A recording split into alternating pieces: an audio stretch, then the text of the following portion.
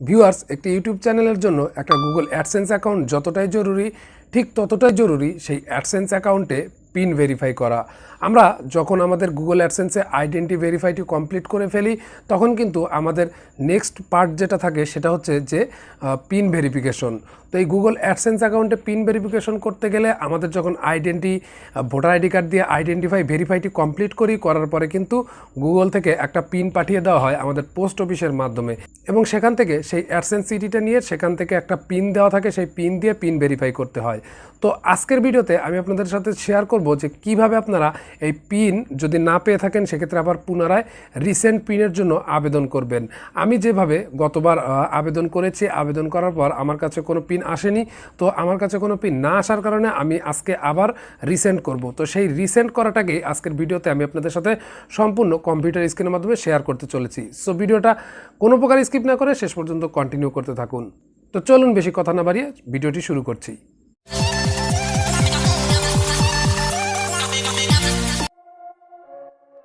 Viewers, এখন আমরা দেখব কিভাবে আমরা গুগল অ্যাডসেন্স পিনের জন্য আবার রিসেন্ট পিনের জন্য আবেদন করব।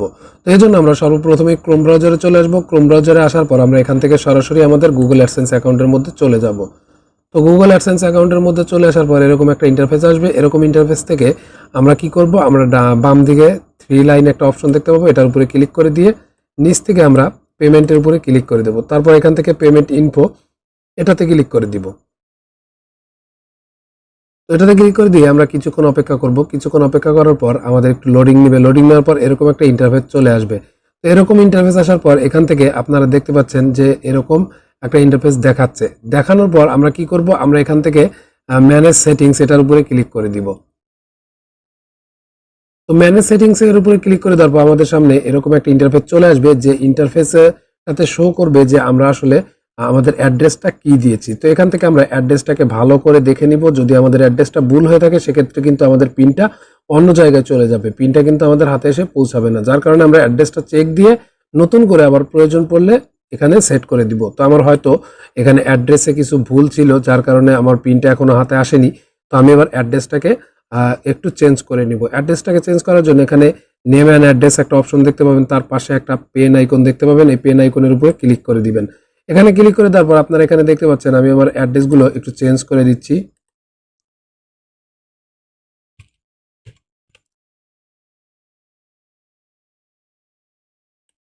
আমি আমার অ্যাড্রেসগুলো এখানে ঠিকঠাকভাবে দিয়ে দিচ্ছি।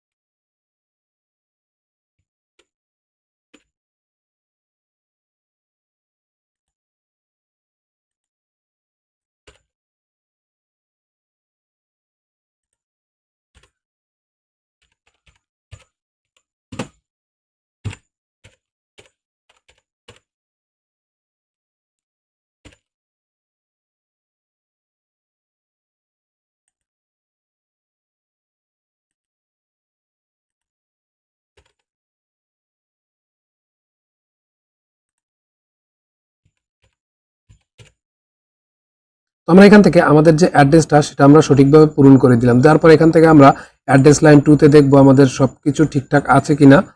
তো সবকিছু ঠিকঠাক যদি থেকে থাকে সেক্ষেত্রে আমরা একটু নিচের দিকে চলে আসব। তো নিচের দিকে আসার পর আমরা এখানে ফোন নাম্বার একটা অপশন দেখতে পাচ্ছি, এখানে আমরা আবার ফোন নাম্বারটি উঠিয়ে দিচ্ছি।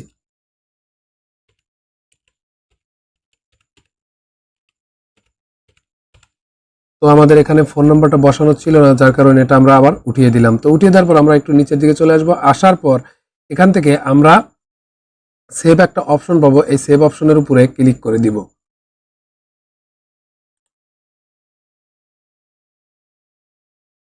তো দেখুন আমাদের ইনফরমেশন সেভ হয়ে গেছে। এখানে পপ আপ উইন্ডোতে বলা হচ্ছে, একটা নোটিফিকেশন দেখিয়েছে সেভ ইনফরমেশন সেভ হয়ে গেছে। তো তারপরে আমরা ইনফরমেশনটা আরো একবার ভালো করে চেক দিব। তো আমরা এখানে দেখতে পাচ্ছি আমাদের নাম, ভিলেজ, গ্রাম, post office, police station, district. তো আমরা যে ভুলটা করে থাকি, আমরা এখানে আমাদের ভিলেজ আমাদের ঠিকানাটা কিন্তু আমরা শর্টকাটে লিখি। এই শর্টকাটে লেখার কারণে অনেক সময় আমাদের চিঠিটা আসে না, যার কারণে আমরা এখান থেকে ভিলেজ যখন লিখবো তখন পুরোটা ভিলেজ লিখে দিব, পোস্ট অফিস যখন লিখবো তখন পোস্ট অফিস লিখে দিব, পুলিশ স্টেশন যখন লিখবো তখন পুলিশ স্টেশন, ডিস্ট্রিক্ট লেখার সময় ডিস্ট্রিক্ট। তো এগুলো আমরা সবকিছু সম্পূর্ণটাই এখানে উঠিয়ে দিব।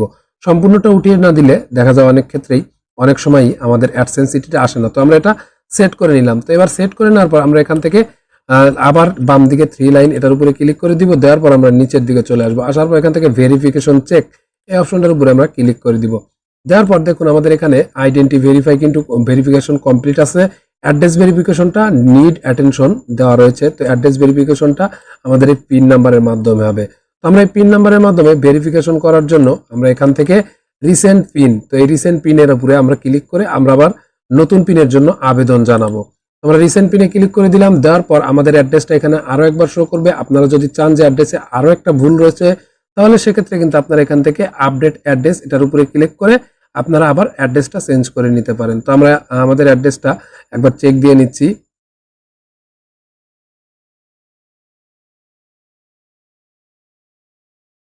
আমাদের অ্যাড্রেসটা ঠিক আছে। একটা কথা বলে নেই, সেটা হচ্ছে যে আপনারা এই গুগল অ্যাডসেন্সের যে পিন ভেরিফিকেশন এটা 4 মাসের মধ্যে অবশ্যই প্রথমবারের মতো ভেরিফিকেশন করবেন। যদি 4 মাসের মধ্যে ভেরিফিকেশন না করেন সেক্ষেত্রে কিন্তু প্রবলেম হতে পারে। তো যাই হোক, এবার আমরা এটা চেক দিয়ে নিলাম। নেওয়ার পর আমরা নিচ থেকে রিসেন্ট পিন এটার উপরে ক্লিক করে দিচ্ছি। তো দেখুন আমাদের পিন কিন্তু এই পরবর্তীতে আমরা যে ঠিকানাটা দিলাম সেই ঠিকানা অনুযায়ী কিন্তু এখানে আমাদের পিনটা রিসেন্ট হিসেবে আবেদনের জন্য সেটা কিন্তু অ্যাপ্লাই হয়ে গেছে। এবং পরবর্তীতে কয়েকদিন পরে আমরা পিন নাম্বারটা পাবো সেটা কিন্তু এখান থেকে দেখা যাবে। আমরা যদি হাতে পাই সেক্ষেত্রে কিন্তু আমরা এখানে আবার ভিডিও নিয়ে চলে আসব। তো এভাবেই আমাদেরকে অবশ্যই আমাদের পিন ভেরিফিকেশনটা আবার রিসেন্ট করতে হবে।